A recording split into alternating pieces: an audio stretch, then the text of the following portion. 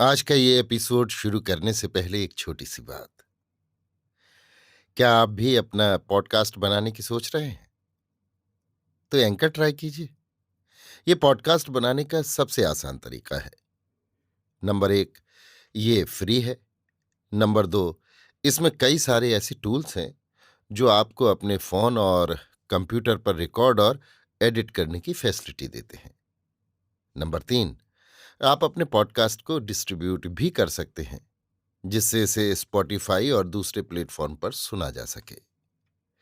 तो डाउनलोड कीजिए free anchor app या विजिट कीजिए anchor.fm पर अपना पॉडकास्ट स्टार्ट करने के लिए। ये तो थी एक छोटी सी जानकारी, और अब शुरू करते हैं एपिसोड का सिलसिला। तो आज के एपिसोड में लीजिए सुनिए मुंशी प्रेमचंद के लिखे उपन्यास वरदान का भाग 24, प्रेम का स्वप्न, मेरी यानी समीर गोस्वामी की आवाज में। मनुष्य का हृदय अभिलाषाओं का क्रीड़ा स्थल और कामनाओं का आवास है। कोई समय वो था जबकि माधवी माता के अंक में खेलती थी। उस समय हृदय अभिलाषा और चेष्टाहीन था। किंतु जब मिट्टी के घरौंदे बनाने लगी, उस समय मन में ये इच्छा उत्पन्न हुई कि मैं भी अपनी गुड़ियों का विवाह करूंगी। सब लड़कियां अपनी गुड़िया ब्याह रही हैं, क्या मेरी गुड़िया कुंवारी रहेगी? मैं अपनी गुड़िया के लिए गहने बनवाऊंगी, उसे वस्त्र पहनाऊंगी, उसका विवाह रचाऊंगी। इस इच्छा ने उसे कई मास तक रुलाया, पर गुड़िया के भाग्य में विवाह न बधा था। एक दिन मेघ घिर आए और मूसलाधार पानी बरसा। घरौंदा वृष्टि में बह गया और गुड़ियों के विवाह की अभिलाषा अपूर्ण ही रह गई। कुछ काल और भी था। वो माता के संग विरजन के यहाँ आने जाने लगी। उसकी मीठी मीठी बातें सुनती और प्रसन्न होती, उसके थाल में खाती और उसकी गोद में सोती। उस समय भी उसके हृदय में ये इच्छा थी कि मेरा भवन परम सुंदर होता, उसमें चांदी के किवाड़ लगे होते, भूमि ऐसी स्वच्छ होती कि मक्खी बैठे और फिसल जाए।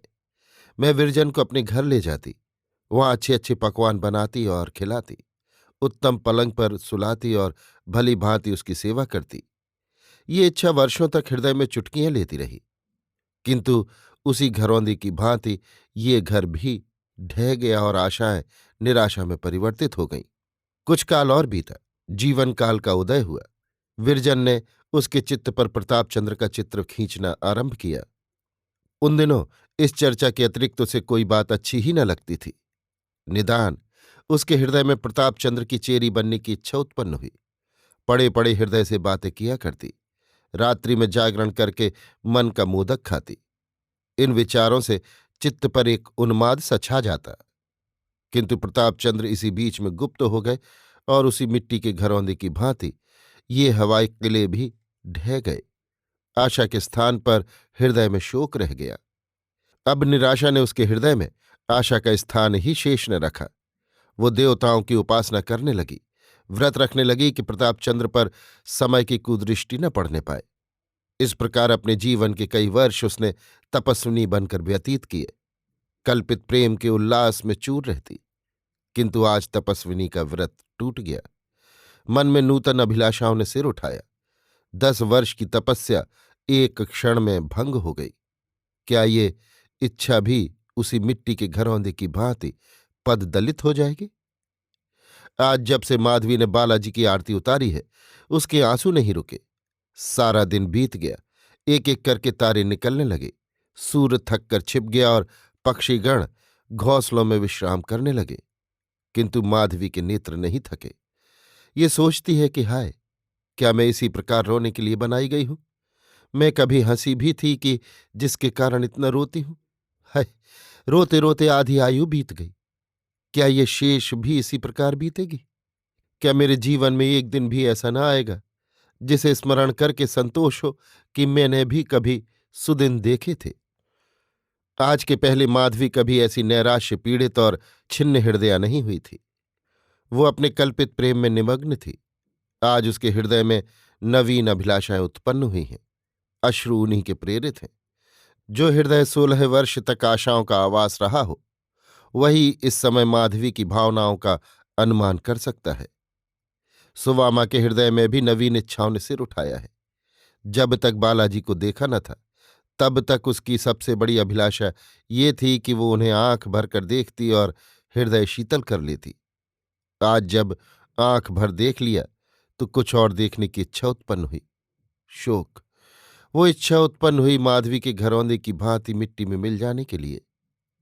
आज सुवामा, विरजन और बालाजी में सायंकाल तक बातें होती रहीं। बालाजी ने अपने अनुभवों का वर्णन किया, सुवामा ने अपनी राम कहानी सुनाई और विरजन ने कहा थोड़ा किंतु सुना बहुत। मुंशी संजीवन लाल के सन्यास का समाचार पाकर दोनों रोईं। जब दीपक जलने का समय आ पहुंचा तो बालाजी गंगा की ओर संध्या करने चले गए और सुवामा भोजन बनाने बैठी। आज बहुत दिनों के पश्चात सुवामा मन लगाकर भोजन बना रही थी। दोनों बातें करने लगीं। सुवामा, बेटी, मेरी ये हार्दिक अभिलाषा थी कि मेरा लड़का संसार में प्रतिष्ठित हो, और ईश्वर ने मेरी लालसा पूरी कर दी। प्रताप ने पिता और कुल का नाम उज्ज्वल कर दिया। आज जब प्रातःकाल मेरे स्वामी जी की जय सुनाई जा रही थी तो मेरा हृदय उमड़ उमड़ आया था। मैं केवल इतना चाहती हूं कि वे ये वैराग्य त्याग दें। देश का उपकार करने से मैं उन्हें नहीं रोकती। मैंने तो देवी जी से यही वरदान मांगा था, परंतु उन्हें सन्यासी के वेश में देखकर मेरा हृदय विदीर्ण हुआ जाता है। विरजन सुवामा का अभिप्राय समझ गई। बोली, चची, ये बात तो मेरे चित्त में पहले ही से जमी हुई है। अवसर पाते ही अवश्य छेड़ूंगी। सुवामा, अवसर तो कदाचित ही मिले, इसका कौन ठिकाना। अभी जी में आए कहीं चल दे। सुनती हूं सोटा हाथ में लिए अकेले वनों में घूमते हैं। मुझसे अब बेचारी माधवी की दशा नहीं देखी जाती। उसे देखती हूं तो जैसे कोई मेरे हृदय को महसूसने लगता है। मैंने बहुतेरी स्त्रियां देखीं और अनेकों का वृत्तांत पुस्तकों में पढ़ा, किंतु ऐसा प्रेम कहीं नहीं देखा। बेचारी ने आधी आयु रो रो कर काट दी और कभी मुख न मैला किया। मैंने कभी उसे रोते नहीं देखा, परंतु रोने वाले नेत्र और हंसने वाले मुख छिपे नहीं रहते। मुझे ऐसी ही पुत्रवधू की लालसा थी, सो भी ईश्वर ने पूर्ण कर दी। तुमसे सत्य कहती हूं, मैं उसे पुत्रवधू ही समझती हूं, आज से नहीं, वर्षों से। व्रजरानी, आज उसे सारे दिन रोते ही बीता, बहुत उदास दिखाई देती है। सुवामा, तो आज ही इसकी चर्चा छेड़ो। ऐसा न हो कि कल किसी और प्रस्थान कर दें तो फिर एक युग प्रतीक्षा करनी पड़े। व्रजरानी सोचकर, चर्चा करने को तो मैं करूं, किंतु माधवी स्वयं जिस उत्तमता के साथ ही कार्य कर सकती है कोई दूसरा नहीं कर सकता। सुवामा, वो बेचारी अपने मुख से क्या कहेगी। व्रजरानी, उसके नेत्र सारी कथा कह देंगे। सुवामा, लल्लू अपने मन में क्या कहेंगे। व्रजरानी, कहेंगे क्या, ये तुम्हारा भ्रम है जो तुम उसे कुंवारी समझ रही हो। वो प्रतापचंद्र की पत्नी बन चुकी, ईश्वर के यहां उसका विवाह उनसे हो चुका। यदि ऐसा न होता तो क्या जगत में पुरुष न थे। माधवी जैसी स्त्री को कौन नेत्रों में न स्थान देगा। उसने अपना आधा यौवन व्यर्थ रो रो कर बिताया है। उसने आज तक ध्यान में भी किसी अन्य पुरुष को स्थान नहीं दिया। 12 वर्षों से तपस्विनी का जीवन व्यतीत कर रही है। वो पलंग पर नहीं सोई, कोई रंगीन वस्त्र नहीं पहना, केश तक नहीं गुथाए। क्या इन व्यवहारों से नहीं सिद्ध होता कि माधवी का विवाह हो चुका। हृदय का मिलाप सच्चा विवाह है। सिंदूर का टीका, ग्रंथि बंधन और भावर, ये सब संसार के ढकोसले हैं। सुवामा, अच्छा, जैसा उचित समझो करो, मैं केवल जग हंसाई से डरती हूं। रात को 9 बज गए थे। आकाश पर तारे छिटके हुए थे। माधवी वाटिका में अकेली बैठी हुई तारों को देखती थी और मन में सोचती थी कि ये देखने में कैसे चमकीले हैं, किंतु अति दूर है। कोई वहां तक पहुंच सकता है क्या। मेरी आशाएं भी उन्हीं नक्षत्रों की भांति हैं। इतने में विरजन ने उसको हाथ पकड़कर हिलाया। माधवी चौंक पड़ी। विरजन, अंधेरे में बैठी यहां क्या कर रही है। माधवी, कुछ नहीं, तारों को देख रही हूं। वे कैसे सुहावने लगते हैं, किंतु मिल नहीं सकते। विरजन के कलेजे में बर्छी सी लग गई। धीरज धरकर बोली, ये तारे गिनने का समय नहीं है। जिस अतिथि के लिए आज भोर ही में फूली नहीं समाती थी, क्या इसी प्रकार उसकी अतिथि सेवा करेगी।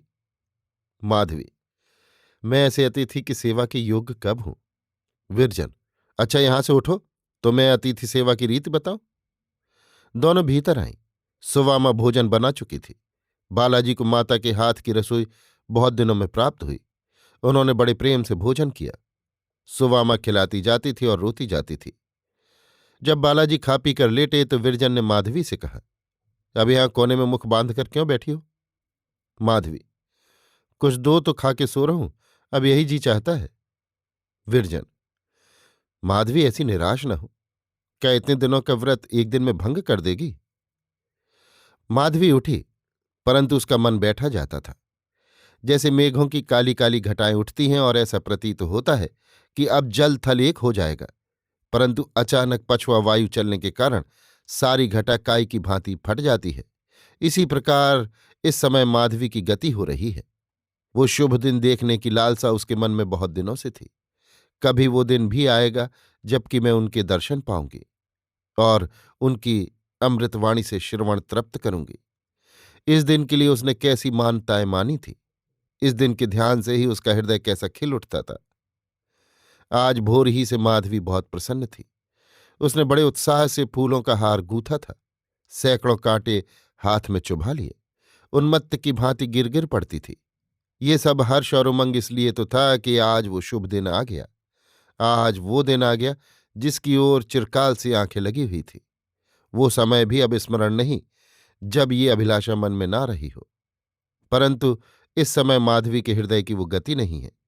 आनंद की भी सीमा होती है। कदाचित वो माधवी के आनंद की सीमा थी जब वो वाटिका में झूम झूम कर फूलों से आंचल भर रही थी। जिसने कभी सुख का स्वाद ही न चखा हो उसके लिए इतना ही आनंद बहुत है। वो बेचारी इससे अधिक आनंद का भार नहीं संभाल सकती। जिन अधरों पर कभी हंसी आई ही नहीं उनकी मुस्कान ही हंसी है। तुम ऐसों से अधिक हंसी की आशा क्यों करते हो? माधवी बालाजी की ओर चली, परंतु इस प्रकार नहीं जैसे एक नवेली बहू आशाओं से भरी हुई श्रृंगार किए अपने पति के पास जाती है। वही घर था जिसे वो अपने देवता का मंदिर समझती थी। जब वो मंदिर शून्य था तब वो आकर उसमें आंसुओं की पुष्प चढ़ाती थी। आज जब देवता ने वास किया है तो वो क्यों इस प्रकार मचल मचल कर आ रही है? रात्रि भली भांति आर्द्र हो चुकी थी। सड़क पर घंटों के शब्द सुनाई दे रहे थे। माधवी दबे पांव बालाजी के कमरे के द्वार तक गई। उसका हृदय धड़क रहा था। भीतर जाने का साहस न हुआ। मानो किसी ने पैर पकड़ लिए। उल्टे पांव फिर आई और पृथ्वी पर बैठकर रोने लगी। उसके चित्त ने कहा, माधवी, ये बड़ी लज्जा की बात है। बालाजी की चेरी सही, माना कि तुझे उनसे प्रेम है, किंतु तू उनकी स्त्री नहीं है। तुझे इस समय उनके गृह में रहना उचित नहीं है। तेरा प्रेम तुझे उनकी पत्नी नहीं बना सकता। प्रेम और वस्तु है और सौहाग और वस्तु है। प्रेम चित्त की प्रवृत्ति है और ब्याह एक पवित्र धर्म है। तब माधवी को एक विवाह का स्मरण हो आया। वर ने भरी सभा में पत्नी की बांह पकड़ी थी और कहता था कि इस स्त्री को मैं अपने गृह की स्वामिनी और अपने मन की देवी समझता रहूंगा। इस सभा के लोग, आकाश, अग्नि और देवता इसके साक्षी रहे। हा, ये कैसे शुभ शब्द है! मुझे कभी ऐसे शब्द सुनने का सौभाग्य प्राप्त न हुआ। मैं न अग्नि को अपना साक्षी बना सकती हूं, न देवताओं को और न आकाश ही को। परंतु हे अग्नि, हे आकाश के तारों और हे देवलोकवासियों, तुम साक्षी रहना कि माधवी ने बालाजी की पवित्र मूर्ति को हृदय में स्थान दिया, किंतु किसी निकृष्ट विचार को हृदय में न आने दिया। यदि मैंने घर के भीतर पैर रखा हो तो ये अग्नि, तुम मुझे अभी जलाकर भस्म कर दो। हे आकाश, यदि तुमने अपने अनेक नेत्रों से मुझे गृह में जाते देखा हो तो इसी क्षण मेरे ऊपर इंद्र का वज्र गिरा दो। माधवी कुछ काल तक इसी विचार में मग्न बैठी रही। अचानक उसके कान में भक भक की ध्वनि आई। उसने चौंक कर देखा तो बालाजी का कमरा अधिक प्रकाशित हो गया था और प्रकाश खिड़कियों से बाहर निकलकर आंगन में फैल रहा था। माधवी के पांव तले से मिट्टी निकल गई। ध्यान आया कि मेज पर लैंप भभक उठा। वायु की भांति वो बालाजी के कमरे में घुसी। देखा तो लैंप फटकर पृथ्वी पर गिर पड़ा है और भूतल के बिछावन में तेल फैल जाने के कारण आग लग गई है। दूसरे किनारे पर बालाजी सुख से सो रहे थे। अभी तक उनकी निद्रा न खुली थी। उन्होंने कालीन समेटकर एक कोने में रख दिया था। विद्युत की भांति लपक कर माधवी ने वो कालीन उठा लिया और भभकती हुई ज्वाला के ऊपर गिरा दिया। धमाके का शब्द हुआ तो बालाजी ने चौंक कर आंखें खोली। घर में धुआं भरा हुआ था और चतुर्दिक तेल की दुर्गंध फैली हुई थी। इसका कारण वो समझ गए। बोले, कुशल हुआ, नहीं तो कमरे में आग लग गई थी। माधवी, जी हाँ, ये लैंप गिर पड़ा था। बालाजी, तुम बड़े अवसर पर आ पहुंची। माधवी, मैं यहीं बाहर बैठी हुई थी। बालाजी, तुमको बड़ा कष्ट हुआ, अब जाकर शयन करो, रात बहुत आ गई है। माधवी, चली जाऊंगी, शयन तो नित्य ही करना है, ये अवसर न जाने फिर कब आए। माधवी की बातों में अपूर्व करुणा भरी थी। बालाजी ने उसकी ओर ध्यानपूर्वक देखा। जब उन्होंने पहले माधवी को देखा था उस समय वो एक खिलती हुई कली थी, और आज वो एक मुरझाया हुआ पुष्प है। न मुख पर सौंदर्य था, न नेत्रों में आनंद की झलक, न मांग में सोहाग का संचार था, न माथे में सिंदूर का टीका। शरीर में आभूषणों का चिन्ह भी न था। बालाजी ने अनुमान से जाना कि विधाता ने ठीक तरुणावस्था में इस दुखिया का सोहाग हरण किया है। परम उदास होकर बोले, क्यों माधवी, तुम्हारा तो विवाह हो गया है ना? माधवी के कलेजे में कटारी चुभ गई। सजल नेत्र होकर बोली, हाँ, हो गया है। बालाजी, और तुम्हारा पति? माधवी, उन्हें मेरी कुछ सुध ही नहीं, उनका विवाह मुझसे नहीं हुआ। बालाजी विस्मित होकर, तुम्हारा पति करता क्या है? माधवी, देश की सेवा।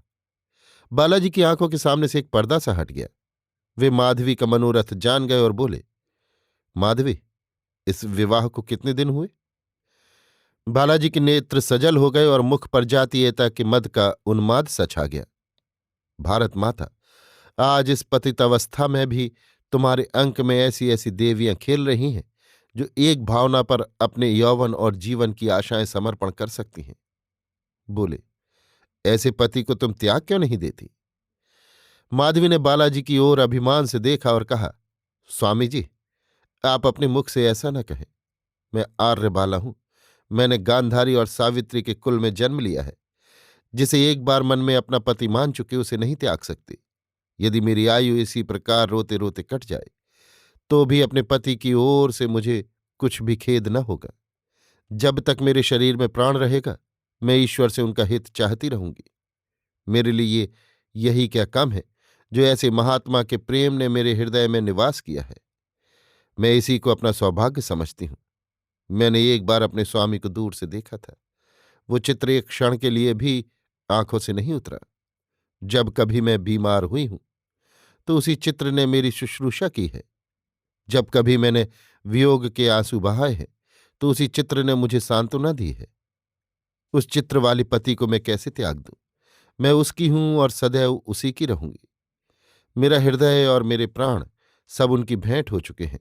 यदि वे कहें तो आज मैं अग्नि के अंक में ऐसे हर्षपूर्वक जा बैठूं जैसे फूलों की शैया पर।